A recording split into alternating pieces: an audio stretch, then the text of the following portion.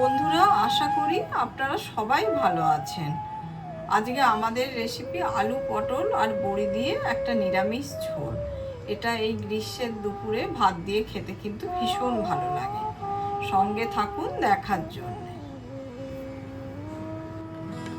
পটলগুলোকে আমরা পরিষ্কার করে ধুয়ে নিয়েছি, আর যেরকম খোলা ছাড়িয়ে অল্প নেওয়া হয় সেইভাবে ছাড়িয়ে নেওয়া হয়েছে। এছাড়া আমি অর্ধেক করে কেটেও নিয়েছি। এবার এগুলোকে একটু এইরকম তেড়াচে করে কাটবো, কারণ এই আলু পটল আর বড়ি দিয়ে একটা ঝোল আমার মা করে বাড়িতে, খুব হালকা ঝোল এটা, কিন্তু এই সবজিটা ঠিক এইরকমভাবে কাটে। আমি দেখিয়ে দিচ্ছি।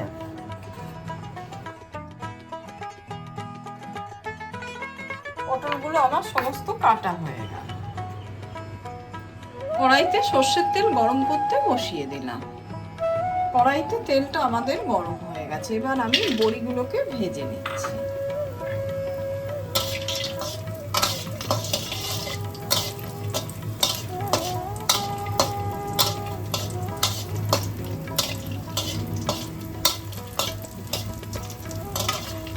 এদিকে বড়িগুলো আমার লাল করে ভাজা হয়ে গেছে। এবার তুলে নিচ্ছি।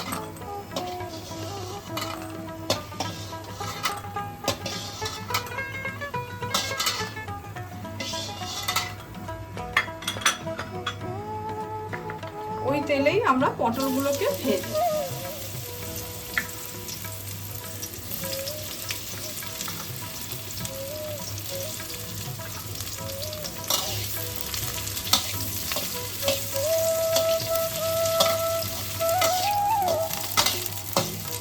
এদিকে পটলগুলো আমার ভাজা হয়ে গেছে। এবার পটলগুলোকে তুলে নিচ্ছি।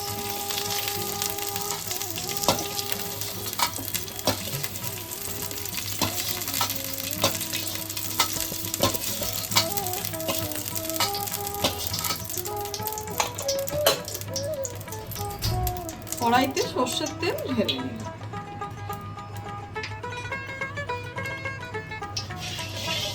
এদিকে তেলটা আমাদের গরম হয়ে গেছে। আমি এবার আলুগুলোকে ভেজে নিই।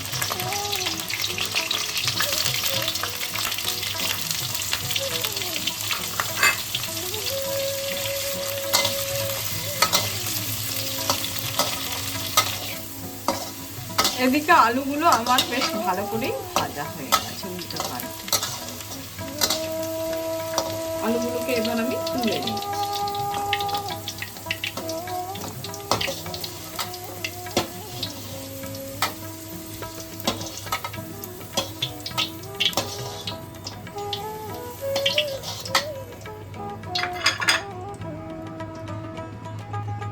ওই তেলেই আমরা বাকি রান্নাটা করবো। একটা তেজপাতা, দুটো শুকনো লঙ্কা, 5 ফোড়ন দিয়ে দিলাম।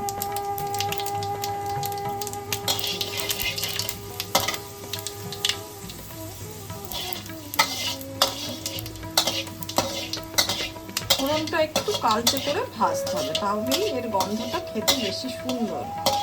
পুরো কালচে হয়ে গেছে 5 ফোড়ন আর লঙ্কা। এবার আমি জিরে আর আদা বাটা দিয়ে দিলাম।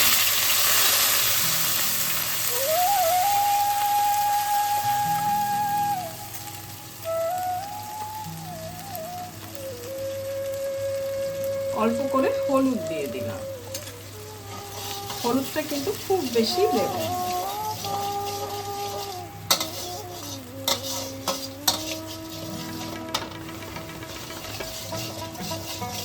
এবার মশলাটা খুব ভালোভাবে কষানো হয়ে গেছে। এবার আমি ভেজে রাখা আলুটা দিয়ে দিচ্ছি। পরিমাণ মতো নুন দিয়ে দিলাম।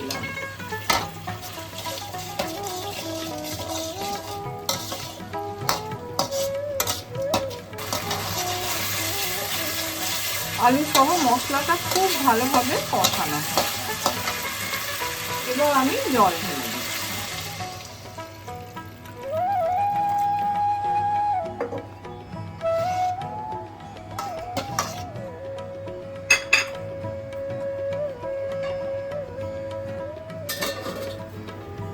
প্রায় 10 মিনিট হতে চলেছে। এবার আমি ঢাকাটা খুলছি।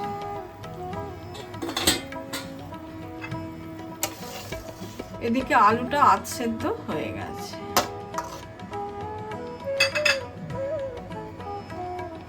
এগুলো যেহেতু ঘরে তৈরি বড়ি তাই দিয়ে দিলাম, এগুলো সেদ্ধ হতে সময় লাগবে। আর ভেজে রাখা পটলটা দিয়ে দিচ্ছি।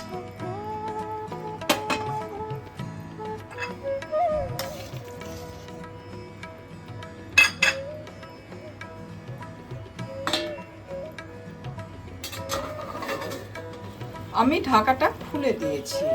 এদিকে ঝোলটা আমার পুরোপুরি হয়ে গেছে। আমি আলুটা কেটে একটু দেখিয়ে দিচ্ছি, দেখো পুরোপুরি সেদ্ধ হয়ে গেছে। আমার এই আলু পটল আর বড়ির এই নিরামিষ ঝোলটা যদি আপনাদের ভালো লেগে থাকে, লাইক শেয়ার কমেন্ট আর সাবস্ক্রাইব করতে ভুলবেন না আমার চ্যানেলটা। এই ঝোল কিন্তু শরীরকে ঠান্ডা রাখে। রান্নাটা পুরোপুরি হয়ে গেছে, এবার আমি পরিবেশন করব।